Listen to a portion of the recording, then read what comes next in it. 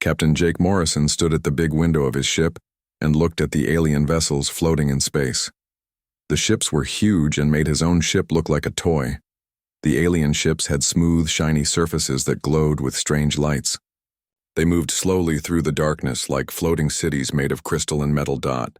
Admiral Lisa Barnes walked up next to him. She was older than Jake and had fought in many battles. Her face showed the hard years of military life. She looked at the alien ships too, but did not seem impressed. "They sure are big," she said in a flat voice. The communication screen turned on and showed the face of an alien leader. He had 4 eyes and gray skin that looked like old leather. His name was Speaker Zeth Kalar, and he spoke for the Galactic Council. Behind him stood other aliens from different worlds. Some looked like giant bugs. Others were made of gas and light. All of them looked at the humans like they were looking at children. "Humans," the speaker said through his translator machine. His voice sounded cold and unfriendly. "We have looked at your request to join our council." He stopped talking and let the silence grow heavy. The other aliens behind him made sounds that meant they were laughing at something funny. "Your ships are very old-fashioned," the speaker continued. He waved his hand like he was brushing away a fly. "They are just metal boxes pushed by fire and chemicals. Your weapons are simple guns that shoot pieces of metal. Your defenses are weak." He stopped again and his 4 eyes stared at Jake. "What defenses do you really have?" Commander Ryan Blake stepped forward. He was the smartest person on Jake's ship when it came to fighting in war. "Speaker Zeth Kalar, our ships might look simple, but they work well and..." "Work well?" Another alien cut him off. This one was made of living crystal and its voice sounded like music, but the music was making fun of them. "Your biggest ship weighs only 3 million tons. Our small scout ships are bigger than that. Your fastest speed is much slower than light. Our ships can fold space and travel anywhere instantly." A picture appeared in the air showing human ships next to alien ships. The human ships looked tiny, like ants next to elephants. Jake's ship, the UES Valor, was the pride of the human fleet, but it looked like a dot next to even the smallest alien escort ship. Dr. Kevin Chang tried to help. He was the ship's expert on alien life forms. "Maybe our technology grew in different ways. What we lack in size we make up for in..." "In what?" The bug-like alien queen spoke with a voice that buzzed like 1,000 bees. "Your whole species has only been in space for a few thousand years. The youngest member of our council has been traveling the stars for 50,000 years. You are babies playing with sharp sticks." Jake felt his jaw muscles tighten, but he kept his face calm. This was what they had expected, but hearing it was different from training for it. The speaker leaned forward on the screen. "But the council is not without mercy. We will let you have observer status. You can watch and learn, but you cannot interfere in council business. Your military ships must stay in human space only. Your trade will be limited and watched by us." "What if we say no?" Admiral Barnes asked quietly. The room seemed to get colder. Every alien face on the screen turned to look at her with hungry eyes like wolves looking at sheep. "Say no?" The shadow alien's dark form moved like smoke.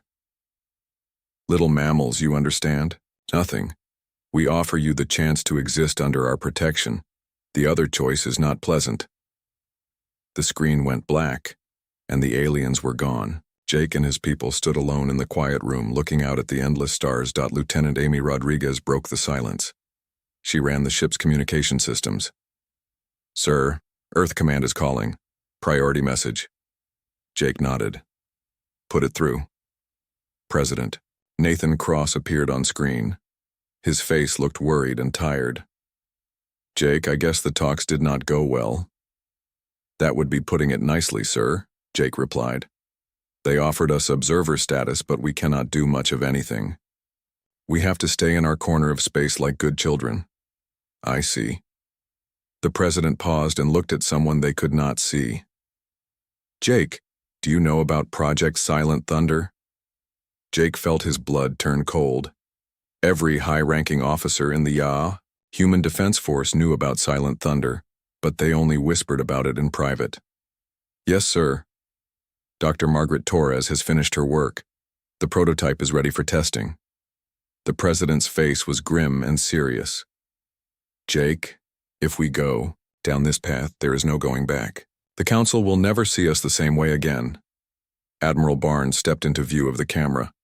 Sir, with respect, they already do not see us as equals. They see us as pets at best, or pests at worst. The president nodded slowly. Stand by for new orders. And Jake, tell your crew to get ready for something that has never been done before. When the screen went dark, Jake looked out at the council fleet again. Soon, he thought, they would learn that humanity's greatest strength was not the size of their ships or the power of their weapons. It was their ability to create new solutions. When their backs were against the wall, and their complete refusal to give up in any fight, the aliens had made a big mistake. They thought humans were weak because their ships were small. They thought humans would bow down because the alien ships were bigger. But humans had something the aliens did not understand. When humans were pushed too far, they pushed back twice as hard, and they always found a way to win that nobody expected. Jake looked at his reflection in the window glass. Tomorrow, everything would change. The council had laughed at human ships today. Soon they would learn that sometimes the smallest key can open the biggest lock. 3 days after the embarrassing meeting with the council, Captain Jake Morrison got a secret message that would change human history forever. He called his top officers to the secure meeting room where the lights were turned down low for the hologram display. Dr. Margaret Torres appeared as a three-dimensional picture. Her silver hair was pulled back in a tight bun that made her look very serious. Behind her in her secret laboratory stood a small device that looked like a normal coffee can. It did not look dangerous at all. Ladies and gentlemen, Dr. Torres began. What you are about to see took 18 years to build. Project Silent Thunder represents a major breakthrough in quantum mechanics and space-time manipulation. Commander Blake leaned forward in his chair. Doctor, we have been told about the theory, but theory became reality 6 months ago. Torres cut him off. Ryan, you have always understood that humanity's strength is not in brute force. It is in finding solutions that nobody else thinks of. What I am about to show you proves that point beyond any doubt. The hologram changed to show complex math equations that made Jake's head hurt just looking at them. Dr. Chang whistled low. These energy readings are impossible, Margaret. Are you really telling us you turned quantum entanglement into a weapon? Not just a weapon, Kevin. A perfect weapon. Torres smiled like someone who had solved the hardest puzzle in the world. The council laughs at our nuclear bombs and metal bullets. They are right by their standards. But they made a big mistake about how destruction has to be delivered. Lieutenant Colonel Susan Price studied the data on her tablet. She was the ship's weapons expert. The power needed for this should be impossible. How are you creating this? Kind of quantum field? That is the beautiful part, Susan. We are not creating anything. We are borrowing it. Torres changed the display to show a three-dimensional model of space and time. Every advanced civilization uses massive amounts of energy for their city-sized ships, their planetary shields, and their faster-than-light drives. All that energy creates ripples in quantum space. Jake was starting to understand. You are using their own power against them. Exactly, Jake. The Silent Thunder device does not create destruction. It redirects existing quantum energy along entangled pathways and creates cascade resonance failures in targeted systems. Torres paused to let that sink in. One device properly set up can cause total system collapse across an entire fleet at the same time. The room became very quiet, as everyone realized what this meant. Admiral Barnes spoke first. Margaret, you are talking about a weapon that could cripple the entire council fleet. Not cripple, Lisa. Destroy. Completely and instantly. Torres looked serious now. But there are big limitations. The device needs exact quantum signatures from the target ships. We need detailed scans of their energy patterns, their shield frequencies, and their drive signatures. Without that data, Silent Thunder is useless. Dr. Chang pulled up his alien biology files. The energy signatures we recorded during the council meeting, will those work? It is a start, but we need much more.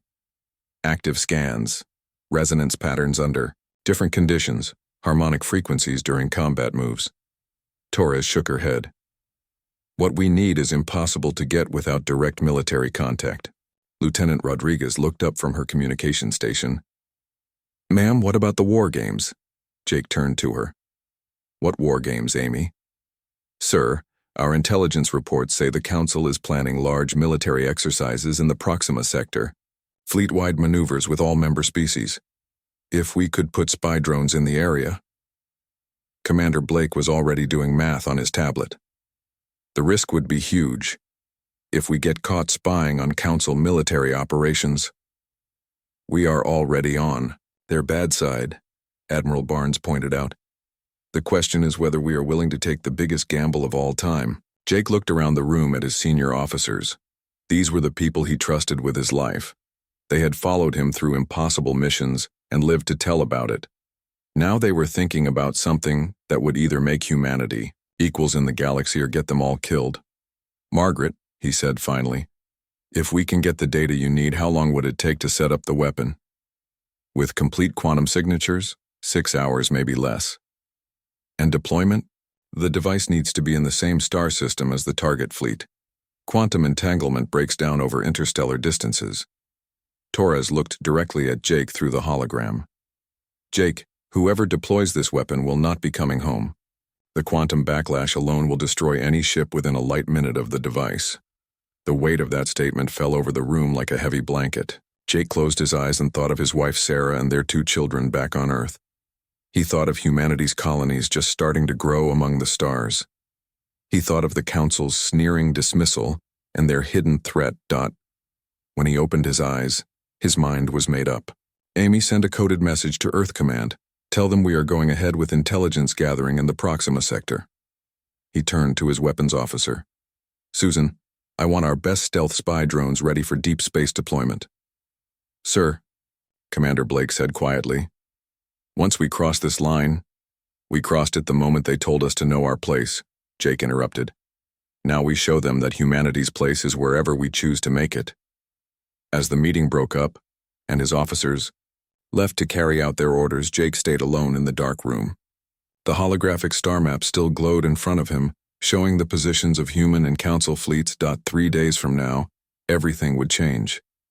The only question was whether humanity would come out as an equal power in the galaxy, or as a warning story about species that reached too far too fast. But Jake knew one thing for certain.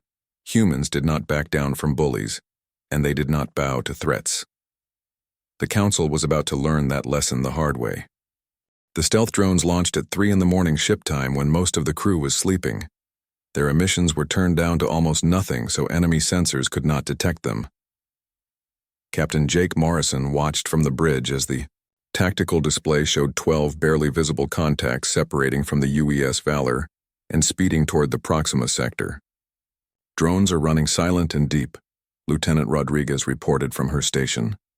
They should reach observation positions in 18 hours. Commander Blake stood next to Jake, looking over the mission details one more time. Jake, if even one of those drones gets spotted, then we make it up as we go, Jake replied. That is what humans do best. Dr. Chang looked up from his science station where he studied alien biology. I have been analyzing the Council fleet based on our intelligence reports. Each species has different energy signatures, but there are similarities in their defensive systems.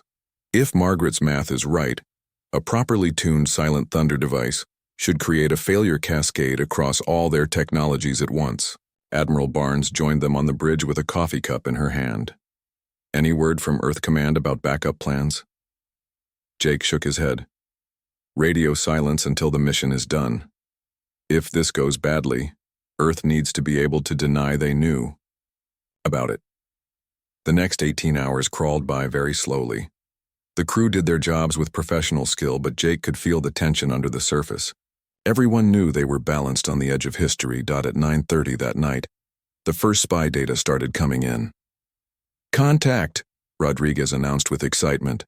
Drone 7 is sending active scans of the Council fleet. My God, sir, they are running full battle formations. The main screen filled with tactical information as the stealth drones fed data back to the Valor. Jake watched with fascination and growing worry as the true size of the Council's military power became clear. Counting. Over 400 ships, Blake reported with a tight voice. Everything from escort frigates to planetary siege platforms. Jake, this is not just a training exercise, they are getting ready for war. Dr. Chang's station erupted with cascading data streams. Energy signatures are coming through perfectly. Margaret is going to have everything she needs and more. He paused and studied the readings more carefully. Wait. There is something strange about these patterns. Define strange, Jake said. The harmonic frequencies do not match our theoretical models. They are using some kind of adaptive shielding system that changes quantum resonance in real time. Chang looked up with concern on his face. This might not work the way we planned. Before Jake could respond, Lieutenant Colonel Price's tactical board lit up with warning lights. Sir, the Council fleet is moving. They are breaking formation, and... oh hell. The display showed the massive alien armada turning as one unit and starting to accelerate. Their destination was unmistakable. They are heading for Earth, Barnes said quietly. Jake felt ice form in his stomach. How long until they reach the Sol system? At their current speed, 72 hours, Price calculated. But sir, if they use their dimensional folding drives, 18 hours, Blake finished grimly. The bridge fell silent except for the steady hum of ship systems and the soft beeping of incoming data from the spy drones. Jake stared at the tactical display, watching humanity's doom approach at faster than light speed. Amy, get me a priority channel to Dr. Torres. Channel open, sir. Torres appeared on the main screen with her laboratory clearly visible behind her. The Silent Thunder device had been taken out of its housing, showing a complex array of quantum field generators and crystal matrices. Margaret, we have the data you need, but there has been a development. Jake quickly told her about the Council fleet's movement toward Earth and the adaptive shielding systems Chang had discovered. Torres listened without interrupting, and her expression grew more serious with each detail. When Jake finished, she was quiet for several long moments. Jake, the adaptive shielding actually helps us. Those real-time quantum fluctuations will create resonance cascade points throughout their entire fleet network. She worked with something they could not see, and the device behind her began to glow with an eerie blue light. I can recalibrate Silent Thunder to exploit those cascade points, but what? The quantum backlash will be much more powerful. Any ship within a light hour of the device will be destroyed instantly. And Jake? Her voice became soft. The cascade effect will spread along the quantum entanglement network. Every ship you scan with those drones is now quantum linked to the weapon. When Silent Thunder activates, it will destroy the entire Council fleet no matter where they are in space. Jake exchanged looks with his senior staff. The implications were staggering. All of them? Admiral Barnes asked. The entire fleet? Every ship, every station, every quantum-linked system in their network. It is no longer a surgical strike, Jake. It is complete destruction of their military capability. Commander Blake leaned forward. Margaret, what about civilian populations? Colony, ships, merchant vessels? Only military vessels with quantum-linked combat systems will be affected. But Jake, once we do this, the Council will know exactly who was responsible. They will come for Earth with everything they have left. Jake closed his eyes, feeling the weight of his species' future pressing down on him. When he opened them, his resolve was absolute. How long do you need to complete the calibrations? 4 hours. Do it. He turned to his bridge crew. People, in 4 hours we are going to make a choice that will echo through history. Make sure you are ready to live with the consequences. As the transmission ended and Torres disappeared back into her laboratory, Jake watched the tactical display showing the Council fleet's relentless approach toward Earth. In less than 20 hours, either humanity would stand as equals among the stars, or they would face extinction as the price of their defiance. The dice were thrown, and now all that remained was to see where they would land. Captain Jake Morrison stood alone in his private office, staring out at the stars that had become humanity's battlefield. In 3 hours, Dr. Torres would finish her work on the weapon. In 18 hours, the Council fleet would reach Earth. The math of survival had never been clearer or more frightening. A soft sound announced Commander Blake's arrival. "Jake, we need to talk about how to deploy the weapon." Jake waved for him to sit down. "What are our options?" "Honestly, there is only one way that might work." Blake turned on a holographic tactical display showing the space between Earth and the approaching Council fleet. "We need to position the Silent Thunder device at the quantum resonance focal point Dr. Torres identified. That puts it roughly 2 light hours from Earth, directly in the path of the Council Armada. What are the survival chances for the delivery ship?" Blake's expression said everything. "Zero, Jake. The quantum cascade will move faster than any ship can escape the destruction." "Radius?" Jake nodded slowly. He had known this moment would come from the beginning, but knowing and accepting were two different things. "How many crew members would we need for minimum operation?" "For the Valor? At least 40 essential people." "But Jake?" Blake leaned forward. "There might be another way." Before Jake could respond, Lieutenant Rodriguez's voice came through the communication system. "Captain Morrison to the bridge. Priority alert." They rushed to the bridge to find the crew gathered around Chang's science station. The main screen showed something nobody had expected: a single Council vessel breaking away from the main fleet and approaching their position at high speed. "Sir, it is the ethereal diplomatic vessel," Rodriguez reported. "They are requesting immediate communication." Jake looked at Admiral Barnes, who had just arrived on the bridge. "Put them through." The screen changed to show the translucent gas-like form of an ethereal diplomat. Unlike the previous Council communications, this being pulsed with colors that Chang's database said meant urgency and fear. "Human Morrison." The being spoke with a voice like wind through crystal. "I am Zarthul of the Ethereal Collective. I must speak with you right now about matters of mutual survival. I am listening." The ethereal's form flickered with rapid color changes. "Your spy drones did not escape our detection, though others believe they were natural phenomena. I know better. You have been gathering quantum signatures from our fleet." Jake kept his face neutral. "That is quite an accusation." "It is a statement of fact. And if my calculations are correct, you have developed a weapon system capable of exploiting quantum entanglement networks." Zarthul pulsed deep violet, which Chang's files said meant grave concern. "Human Morrison, such a weapon would not tell the difference between military and civilian targets linked to the same quantum matrix." Dr. Chang looked up from his station with a pale face. "Captain, the ethereals are mainly energy-based beings. If their civilian population is quantum-linked to their military networks, billions will die," Zarthul finished. "Not just ethereals, but every species with quantum-integrated technology. The cascade effect will spread through dimensional folding networks, communication relays, and even planetary defense grids." Jake felt the blood drain from his face. "Are you saying our weapon would affect civilian populations throughout Council space?" "I am saying your weapon would effectively commit genocide on a galactic scale." The ethereal's colors shifted to deep red. "But I am also saying that the Council fleet currently approaching your world carries planet-killer weapons. They intend to sterilize Earth as an example to other primitive species." The bridge became deadly quiet. Jake could hear his own heartbeat pounding in his ears. Admiral Barnes found her voice first. "Why are you telling us this?" "Because, Admiral Barnes, my species has watched the growth of organic civilizations for thousands of years. We have seen promising species rise and fall, always wondering what might have been achieved through cooperation rather than domination." Zarthul's form brightened to soft gold. "Humanity represents something unique, a species capable of tremendous innovation under pressure, yet reluctant to use that innovation for conquest." Commander Blake stepped forward. "What are you proposing?"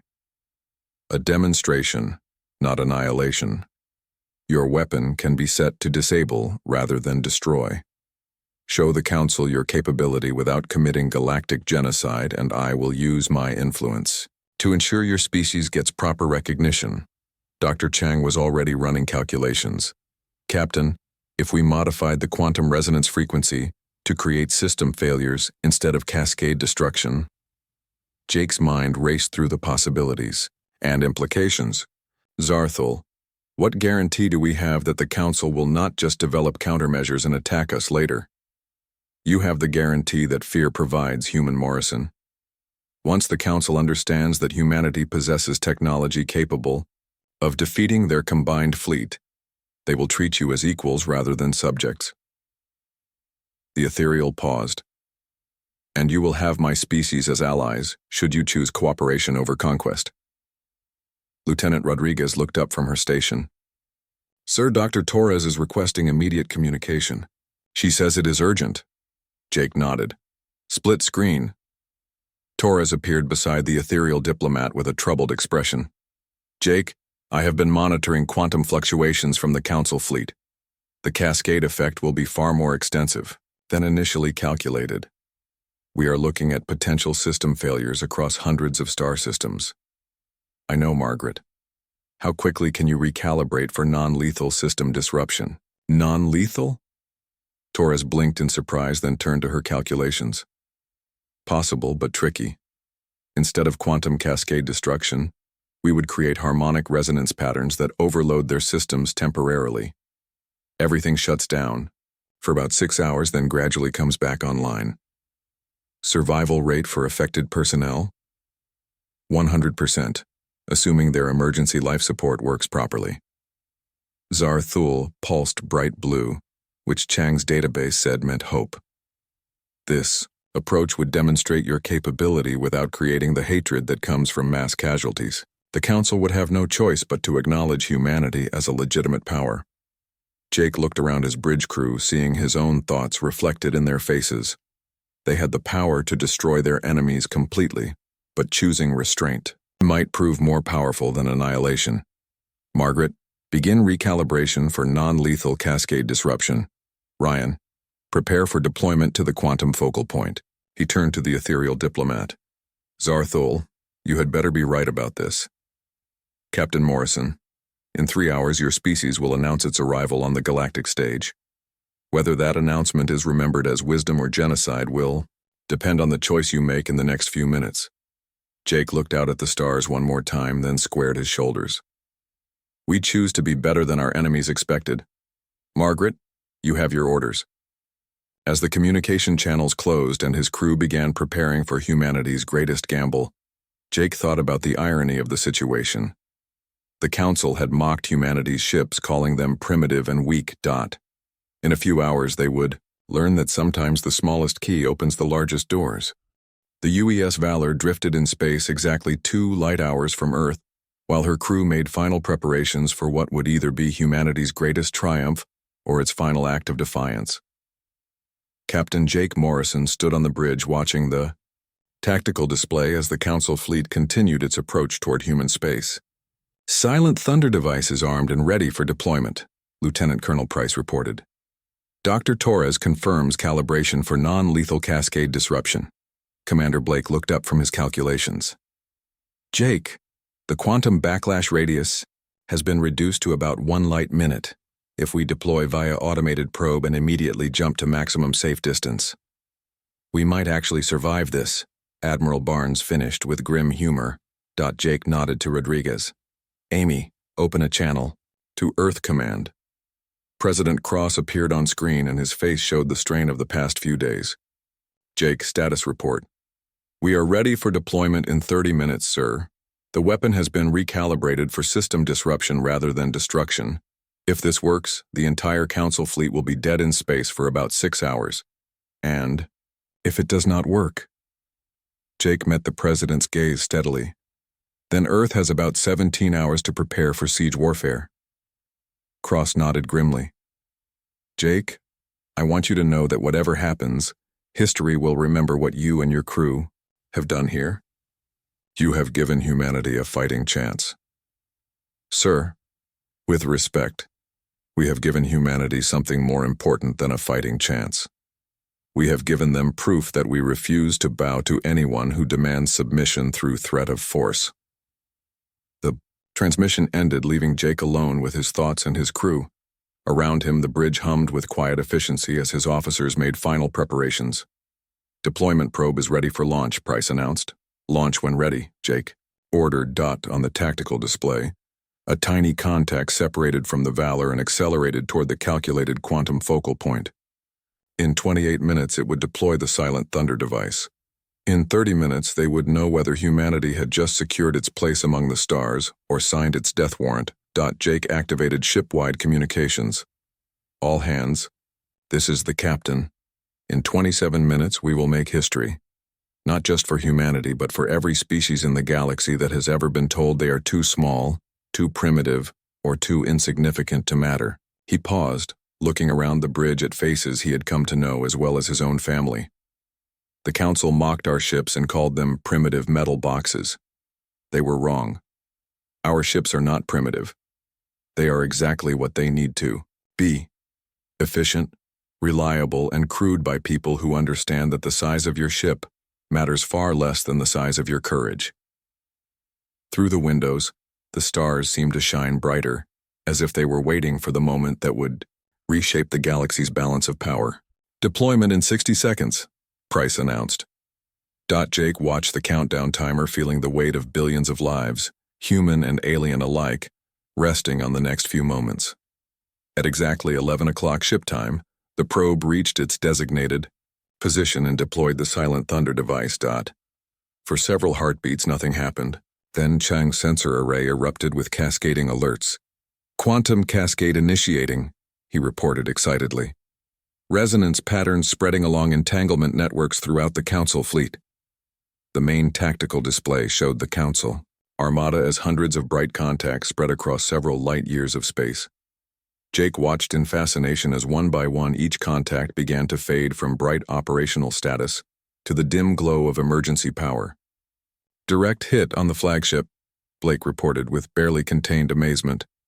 "All primary systems offline. Secondary systems offline.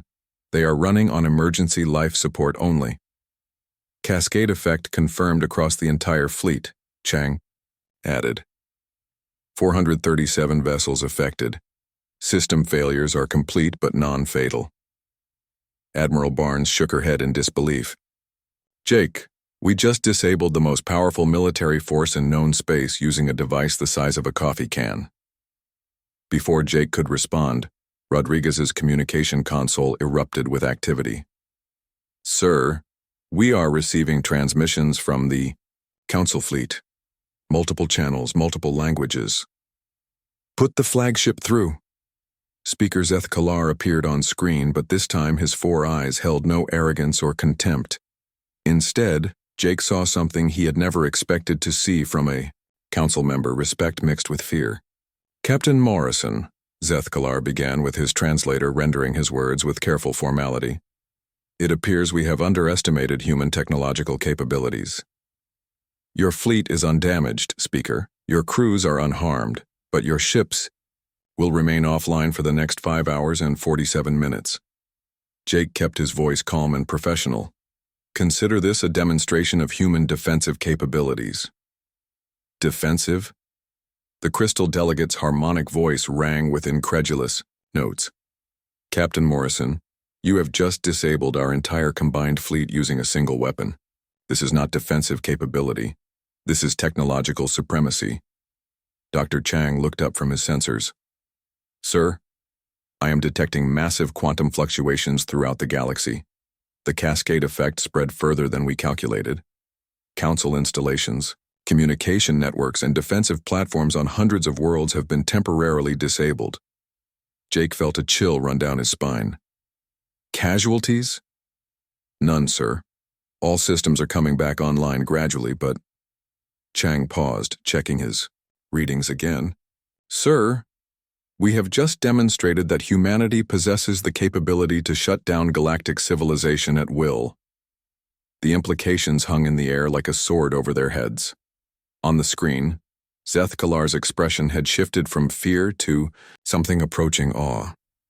Captain Morrison, the Council formally withdraws its previous offer of observer status. We would like to discuss full membership terms. That is a start, Jake replied carefully. But first your fleet will return to Council space. Earth and her colonies are off limits until proper diplomatic protocols are established. Agreed. Zethkalar paused with his 4 eyes studying Jake intently. Captain, may I ask why you did not simply destroy us? Your weapon clearly had that capability. Jake thought about the question carefully before answering. Because, Speaker Zethkalar, humanity is not interested in conquest or domination.